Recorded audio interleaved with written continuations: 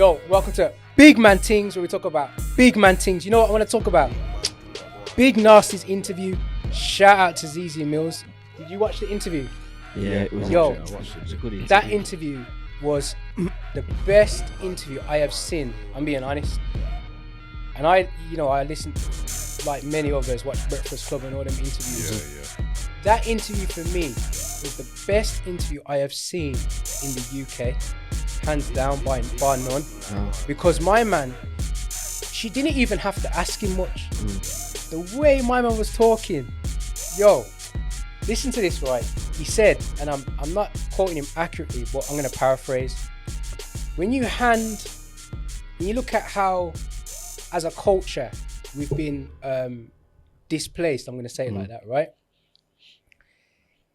And he went into breaking that down. Yeah. Yo, man, had me off my seat. So hear this now. And I said this to the kids. I says, when the problem we've had, let me ask you this question. Why do you think there is so much creativity in the ghettos?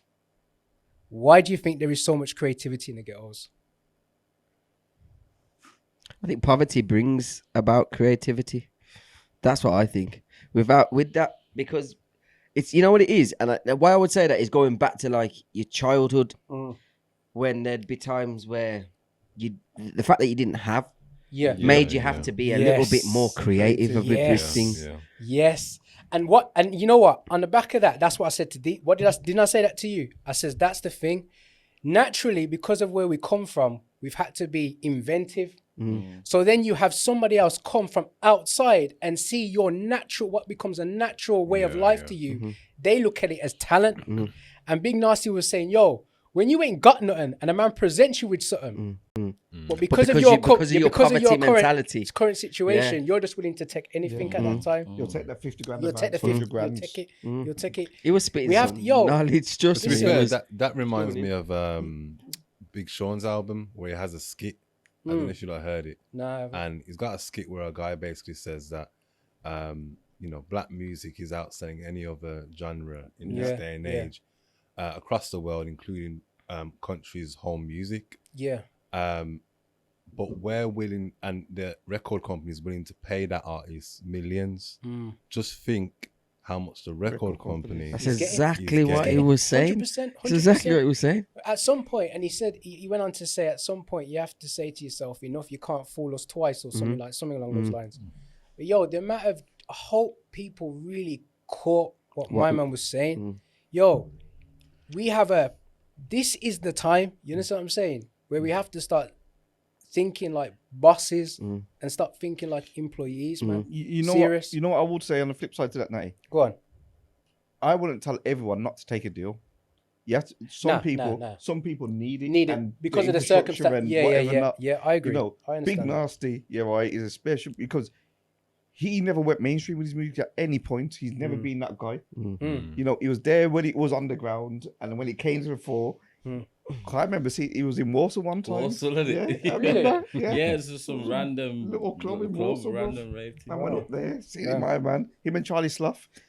But he's kept himself busy and kept himself earning and kept himself relevant by doing them uni things and doing all them kind of things. So his way is one way. It's like people like Wretch, for instance, he's signed, and that probably works for him. I don't know what his deal is, whether it's good or bad, but that probably works for him. But we've got him to where we are. But is it right to? All right, let me play devil's advocate for want of a better word. Is it right to assume that anybody who has been signed has been potentially scammed then? Yo, I don't know that. But it depends what you mean by scams. If you're aware of what the deal is. Now, in terms of what Dex said, which was if you sign a deal, 100%. If you sign a deal, you think so? The company's gonna make. They're gonna make if you're some gonna money. make 10 mil, they're gonna make 100. Yeah. So that is never gonna be in proportion, unless when you go to them, you've got a good enough record behind you that you can say, yo, I'm going 50-50 with you on this. Yeah, that's something that Rough Riders did in America back in the day. Yeah. I feel like in this day and age, and I always say this, but it's true because the industry, because of technology and everything, and social media, it's changed. And to be fair, it's not just music. Everything's changed. But in this day and age, if you've got enough buzz about you as an artist, yeah, you shouldn't be getting, you shouldn't be getting robbed by a record label because you see there's enough people out there that have done it independently. And don't get me wrong, the road's rough in it. It's not smooth sailing. But if you're ready to put the work in, you can make the money. What about those artists that ain't really making the real movements? Got good talent, not really making any movements though, not making enough money, and then a little shiny deal comes their way. They're gonna take that is the industry in its bait, isn't it? So even in this day and age, you still can be enticed by a deal, whether it's good or bad. Yeah. But I think the deal might be still better than your current circumstances. I think it depends on how much you're willing to persevere. And like, I'm not saying just because you take a deal, then you've done the easy way. I'm not saying that. But if the talent's there and you're good enough with the hard work, you're gonna bust sooner or later. Yeah. I suppose as well, it depends on what kind of artist you are in it. Because if you're just in it just for the money, then I guess there you go, get your money in it. There's a couple of artists like Neatbo. Like I don't know if he's signed or not, but he just, to me, it seems like he makes music when he wants and he makes what he wants to make. It doesn't seem like he conforms to anything. But I wouldn't call him a mainstream artist, but he's known enough, definitely within our community, to still make a living and live nicely out of it. I'm guessing. Yeah. So you can do it on your own terms, but it's down to each individual, I think. And but some people it's on the outside. It's like them YouTubers. People sometimes think making big money and stuff like that. And then I'm sure if you get a deal, like a podcast station says, "Yo, you're gonna jump for it," and you may work out with like getting a raw end of the deal, but it's making more than your YouTube videos are making, and so on and so forth.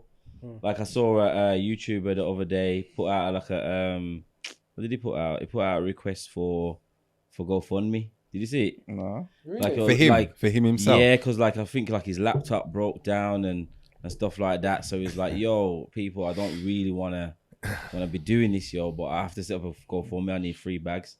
And has he got the money now? Yeah, man, mate, raised over $6,000, bro. My people do, someone donated 2,900. Bro, listen. Hold on, pause. No, we have to pause. We have to pause on that one. Listen, I'm all for GoFundMe, yeah, for legitimate causes. But listen, putting a man, you see a man on camera, you don't know the man's bank account. You don't know his situation. Man could have a stack in there, and just be like, "Has he got bare subscribers?" You know what it is now? Like, he's probably got like 15 to 20,000 subscribers. He probably gets like average of 14k views on his videos and that. But what he's saying is that it looks like you might think that man's making big P, but he's not. No, don't get me wrong. And he's saying his laptop and his mechanics to get this YouTube thing going broke down, so he set up the GoFundMe. But last time I saw it, it was like about 6,300. I would say to everybody that's willing to do that, enough respect to you if you want to do that, but at the same time, just be smart, man, because man's out here will play. We'll take man's will hustle you straight up. Let's get back to the topic. But in terms of the music thing, I'm going to say this about Big Narstie as well, because I hope, like I said, I hope people are really catching on, man. And I hear what you're saying about your environment, because me and Manny were talking the other day, and talking about childhood, and there's certain things that I remember that he don't remember.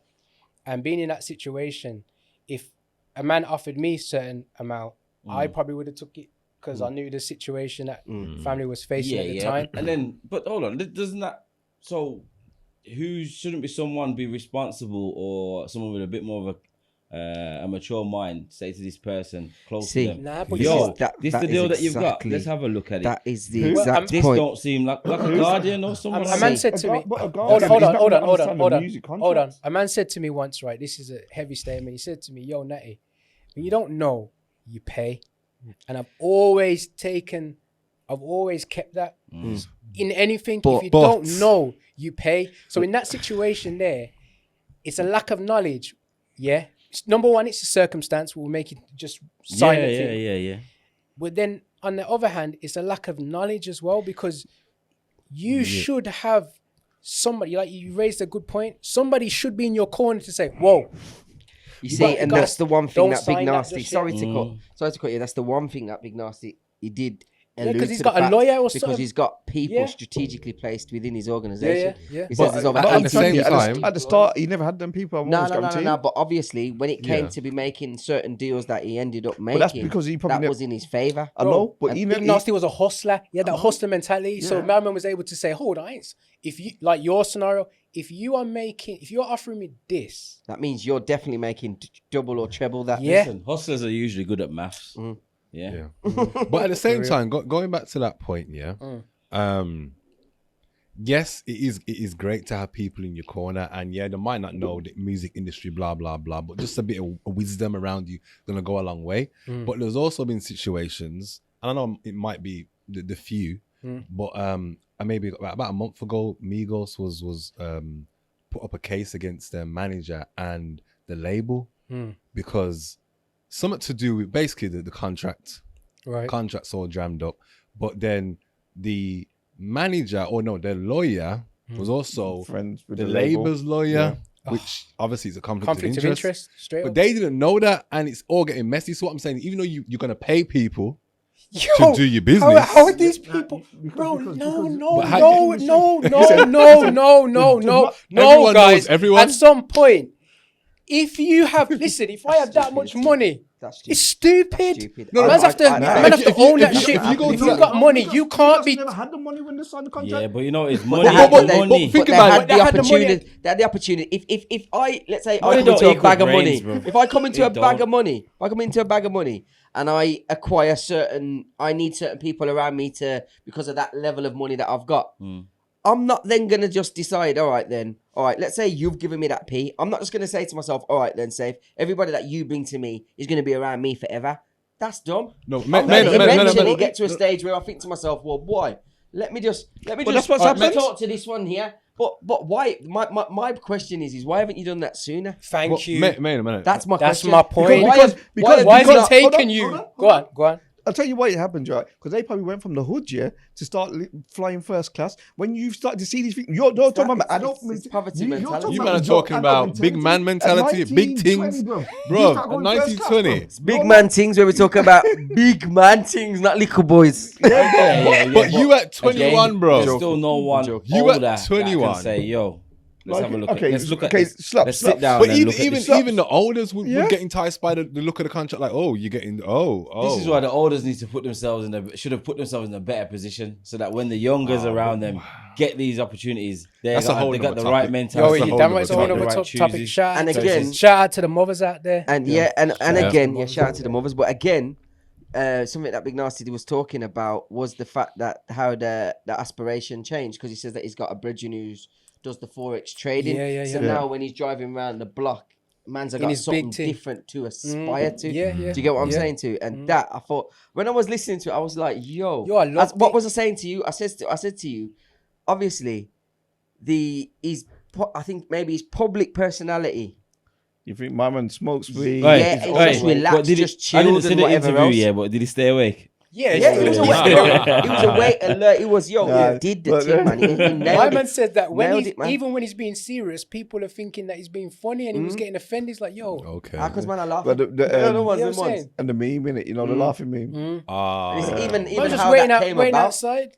Even how man just was waiting late for around, recording just or chilling, something. bunning it down or something. Yeah, but I don't even look at that meme as a negative thing. Nah, man. nah, It's a positive, but Bro, again, he bro, wasn't that trying. He was helped saying, him. he was saying, I weren't trying. It was Yeah, just yeah. that's just we was just doing that. Well, he's done his that's thing. so He's done his innit? thing, and That's it, yeah. he's kept it. You got to think. And as my well. man's an entrepreneur. He's an Yeah, entrepreneur. 100%. You got to think as well. Businesses when in you Spain, see, you killing see it. some of these comedians out there, they come from nothing, so that's a coping mechanism as well. So they, Yeah, of course. you know what I mean? They became funny Not many for a reason. Not you know many of what I'm these saying? comedians were Deal with rich stress. beforehand.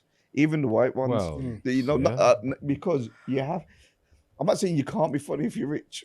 Well, you got a lot less to make Yeah, fun of. yeah. If you're making fun of poor people, then you don't really want to do that. Yeah. That's the main fan base probably for stand-up comedy, I think. Is the Yeah. working class people. Yeah, you're always taking a piss out of them. Yeah. I So- hear you. Big Narstie was heavy, man. Enough respect, because that was a banger of an interview. I've never Zeze seen. definitely needs to interview him again because that I'd definitely Sure. watch. Yeah, that again. give it a while, but yeah. Part Yeah, two. because- I think she's on a part two on a couple of people. Before. Actually, Yeah. she needs a part 2 on that one. That was fire. Yeah, it was That interview was fire, man. I hope Yeah. they catch on, because, yo, My man gave me so much motivation. Trust me. Where do you want to go? Oh, yeah. Tyson Fury. Now with AJ. Yeah, it Was yeah. that voice note thing? Was that a voice note? Yeah, He was talking to Talksport. Talksport. It's Yeah, talking yeah, Talksport yeah. to Jim White. Wait, how long is it? How long is it? It's like about a minute. That was like what 3 he minutes. sent was like a couple of minutes. Isn't Yeah, it? that was Let's it. take this off so I can listen to it before we talk about it, man. All right, Cool, cool. cool, cool. Yo, no one took off the Rascal Big Narstie Zeze, so I can watch it before we talk about it. That's That's a whole 30 minutes, Bro, bro. man, don't care.